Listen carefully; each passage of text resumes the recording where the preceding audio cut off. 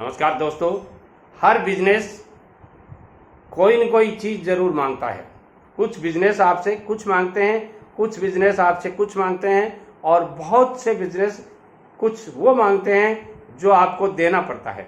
दोस्तों, मैं कहना चाहूँगा, यदि आप नया बिजनेस कर रहे हैं, यदि आप गांव से हैं, यदि आप शहर से हैं या छोटा बिजनेस करना चाहते हैं, बड़ा बिजनेस करना चाहते हैं, तो बिजनेस करने के लिए आपको तैयारी करनी पड़ती है। तैयारी 3 तरह की होती है। पहली तैयारी अनुभव की होती है, दूसरी तैयारी कैपिटल की होती है और तीसरी तैयारी जगह की होती है। कौन सी जगह आपको बिजनेस करना है, कितने का बिजनेस करना है, यानी कैपिटल आपको कितने लगानी है और किस सब्जेक्ट का आपको अनुभव है, कौन से बिजनेस का आपको अनुभव है। यदि उन अनुभवों के साथ में आप ये मेरी 7 टिप्स मान लेते हैं तो मैं कहूँगा आप बहुत अच्छे बेस्ट बिजनेसमैन बन सकते हैं, बेस्ट बिजनेस शुरू कर सकते हैं और बेस्ट प्रॉफिट कमा सकते हैं। पहली बात जो मैं कहना चाहूँगा वो ये है कि परिवर्तन मुश्किल है, लेकिन परिवर्तन बहुत जरूरी है। बहुत मुश्किल है परिवर्तन करना।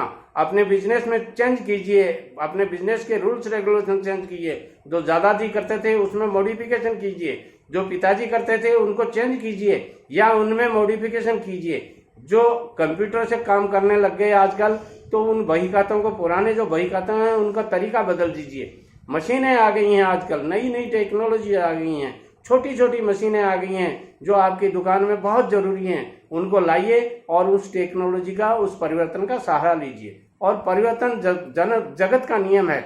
हर संसार में हर जीव को परिवर्तन करना चाहिए। अपने आप में परिवर्तन करके देखिए, सीखने की कोशिश कीजिए। जितना आप ज़्यादा सीख सकेंगे, ये कंप्यूटर ऐसा है, इसमें आप अच्छी अच्छी बातें अपने रिकॉर्ड में रखिए। जो बुरी बातें हैं, कोई आदमी आपको बुरी बात बताता है, उसको कह दीजिए बस रहने दे, मेरा ये कंप्यूटर भर जाएगा, मुझे फिर डिलीट करनी पड़ेगी। और डिलीट करने के लिए एक बार जब इसमें घुस जाती है कोई बात, तो डिलीट करने में आपको वर्षों लग जाते हैं।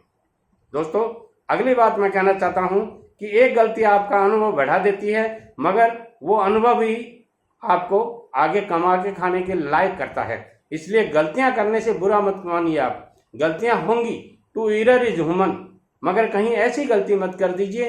एक बार एक सेठ जी दुकान में घूम रहे थे, मुनीम जी नीचे काम कर रहे थे। मुनीम जी की शाही की दवात बीच में पड़ी थी, सेठ जी की ठोकर लग गई। सेठ जी ने कहा, शाही की दवात को बीच में रख दिया, ठीक से रख नहीं सकते।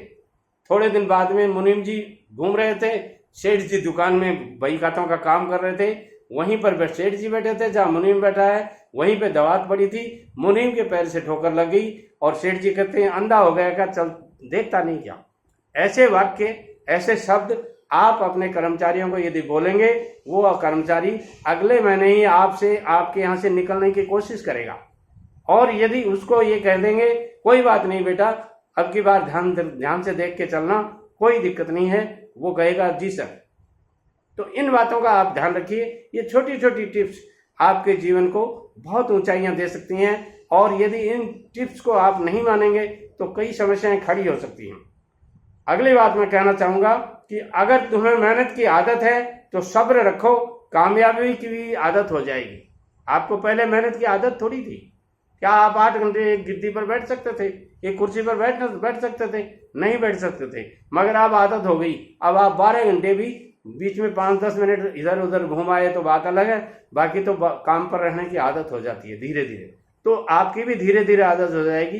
कुछ लोग मुझे पूछते भी हैं, सर कोई ऐसा काम बताइए, हमसे बैठा नहीं जाता, दिन भर बैठा नहीं जाता, घूमने फिरने वाला काम बता दीजिए। तो मैं उनको बताता हूँ, ठेकेदारी बिजनेस कीजिए, उसमें सारे दिन घूमना ही पड़ता है, दिन भर आपको घूमना पड़ेगा। आप घूमने की बात करते हो, आप तो कहोगे सर क्या बता दिया, रोटी खाने कोई फुर्सत नहीं है। ऐसा बिजनेस है ठेकेदारी बिजनेस। तो अलग अलग तरीके के अलग अलग बिजनेस होते हैं। अपनी आदत को सुधारिए, जैसा बिजनेस है उसके हिसाब से अपनी आदत बनाइएगा। इसके बाद मैं कहना चाहूँगा कि जीत हार का फैसला बाद में करना, पहले मुकाबला करने के लिए आगे बढ़ो।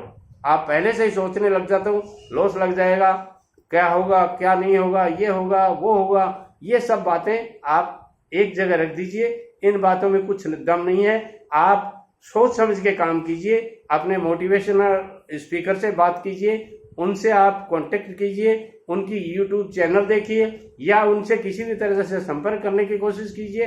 आपके फाइनेंशियल एडवाइजर हैं उनसे बात कीजिए, आपके लीगल एडवाइजर हैं उनसे बात कीजिए। उनके लाइसेंस, जो बिजनेस आप करना चाहते हैं उस बिजनेस के लिए क्या क्या लीगल कार्रवाइयाँ करनी पड़ती हैं आपको, वो भी करके तैयार रखिए। क्योंकि कोई ऐसा बिजनेस आप मत कर लीजिए जिस बिजनेस के लीगल कागजात आपने तैयार नहीं किए हैं।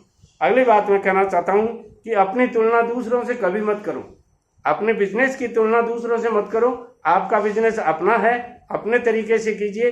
दूसरे का बिजनेस दूसरे का है, वो अपने तरीके से कर रहा है। एक ही टाइप का बिजनेस है मगर बात करने के अलग अलग तरीके होते हैं। एक कहता है आइए साहब, एक कहता है बोलिए साहब क्या दूं आपको, कैसे आना हुआ, और तीसरा कहता है अरे साहब आजकल तो बहुत दिनों से देखा आपको। ये इस तरह बोलने की आदत छोड़िए। आप अभिवादन करने का तरीका अपना बहुत ही शानदार रखिए। कहिए साहब कैसे हैं आप, ये मत कहिए।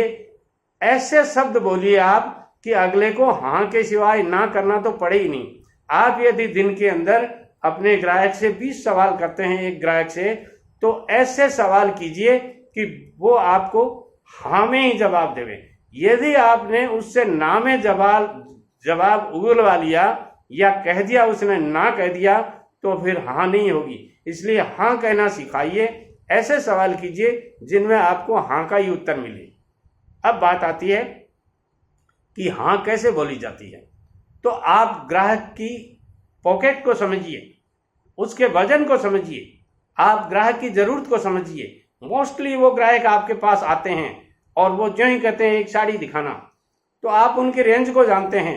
हाँ अंकल जी 400 से 500 के बीच में दिखा दूं आपको, तो वो कहेंगे हाँ। और आप कह दोगे साड़ी दिखा दी आपने और दिखा के आप बोलो कितने की है, तो आप कहोगे 900 रुपए की, वो कहेगा नहीं चाहिए समेट। क्योंकि आपने ग्राहक को पहचाना नहीं। इसलिए ग्राहक को पहचानने की कोशिश कीजिए। जब तक आप ग्राहक को नहीं पहचानना जानते हैं आप अच्छे सेल्समैन नहीं हो सकते।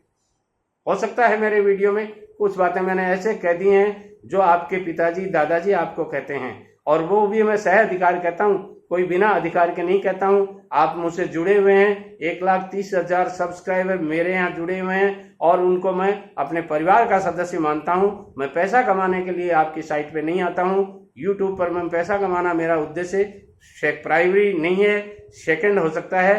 पहला उद्देश्य मेरे अनुभव आपके साथ शेयर करना है। इसलिए मैं आपको सह अधिकार डांट देता हूँ, सह अधिकार कुछ कड़ी बातें कह देता हूँ। यदि आपको अच्छी नहीं लगती हों तो मैं मेरे शब्दों को वापस लेता हूं और आपसे वादा करता हूं कि आप मेरे वीडियोस देख करके अच्छा फील कर रहे होंगे। यदि अच्छा फील नहीं कर रहे हो तो मुझे कमेंट बॉक्स में बता दीजिए कि दादाजी ऐसी बातें आप मत किया कीजिएगा जो हमें कड़वी लगती हों। नमस्कार।